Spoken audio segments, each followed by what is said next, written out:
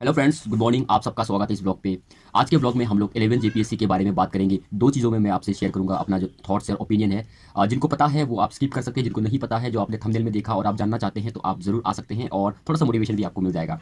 देखिए, आयोग ने जो हमें डेट दिया है 17 मार्च का, अभी जो भी स्टूडेंट एग्जाम देना चाहते हैं आप लोगों को वही डेट मान के अब चलना है। अब अगर आज से वो डेट को हम लोग कैलकुलेट करते हैं तो डेट हम लोगों का बहुत नज़दीक आ रहा है, यानी आपके पास ओनली 40 डेज समय है। तो इन 40 डेज में कैसे काम करना है और कैसे कितना सारा कैसे पढ़ाई करना है, ये एक सारे कैंडिडेट्स के मन में, जो फ्रेशर कैंडिडेट्स हैं उनके मन में कुछ ना कुछ टेंशन आती होंगी। तो देखो, टेंशन करने की कोई बात नहीं है। टेबल पे आप अपना सिलेबस को रखिएगा, स्पेशली झारखंड जीके वाला, और झारखंड जीके को टॉपिक बाय टॉपिक आपको कर लेना है। आप देखिएगा कि जिस टॉपिक में आप कंफर्टेबल है, पहले कंफर्टेबल है, वो सब टॉपिक को आप आराम से एक एक दिन लगा के उसको खत्म कर सकते हैं और इन 40 डेज में आपका झारखंड जीके खत्म हो जाएगा।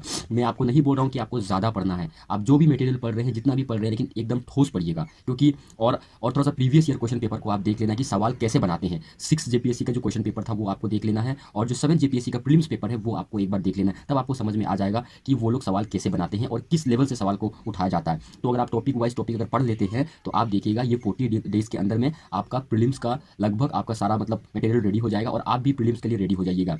और रहा सवाल पेपर 1 का, तो देखो, पेपर 2 इंपॉर्टेंट इसलिए हो जाता है क्योंकि 110 क्वेश्चंस डायरेक्ट आपके पेपर 2 से आ रहे हैं, मतलब झारखंड से आ रहे हैं, तो इसलिए पेपर 2 में आपको ज़्यादा समय लगाना है। और रहा सवाल पेपर 1 का, आपको क्या करना है पेपर 1 का, लूसेंट की अगर आप किताब है आपके पास तो लूसेंट का किताब आपको फिलहाल पढ़ लेना है। अपार्ट फ्रॉम उसके बाद आपको अगर कोई भी मॉक टेस्ट अगर आप लगाते हैं तो पेपर 1 के लिए आप मॉक टेस्ट लगा लीजिएगा, क्योंकि पेपर 1 जो है वो बहुत ही वास्ट है। वो जिस तरह से उन लोगों ने दिया है सिलेबस वो बहुत ही वास्ट है। और करंट अफेयर आपको कहाँ से करना है, तो करंट अफेयर अगर हम लोग हिस्ट्री का अगर देखते हैं एग्जाम का, तो करंट अफेयर का कोई निश्चित टाइम नहीं होता कि इस साल से पूछने वाला है, लेकिन जो सबसे जेन्युइन होता है, अगर 2024 को एग्जाम ले रही है तो 2023 का करंट अफेयर आपको देख के चल लेना। उसके लिए आप कोई भी करंट अफेयर कंपाइलेशन को इस्तेमाल कर सकते हैं। और एक चीज़ मैं इंपॉर्टेंट सलाह आपको ये दूंगा कि इकोनॉमिक सर्वे जो झारखंड का 2022-23 का जो झारखंड का इकोनॉमिक सर्वे आया था, वो एक बार आप लोग बस उसकी जो कंटेंट है वो कंटेंट को आप लोग एक बार देख लीजिएगा। बहुत ही इंपॉर्टेंट है, क्योंकि उस कंटेंट में आपको बहुत सारे ऐसे योजना मिल जाएंगे जो झारखंड गवर्नमेंट उन्होंने उन्होंने लॉन्च करी है, उनका परफॉर्मेंस कैसा है वो चीज़ आपको मिल जाएगा और उसमें से सवाल उन लोग उठाते हैं। आप प्रीवियस ईयर क्वेश्चन पेपर आप देखोगे तो देखिएगा कि बहुत सारे ऐसे सवाल हैं जो आपको डायरेक्टली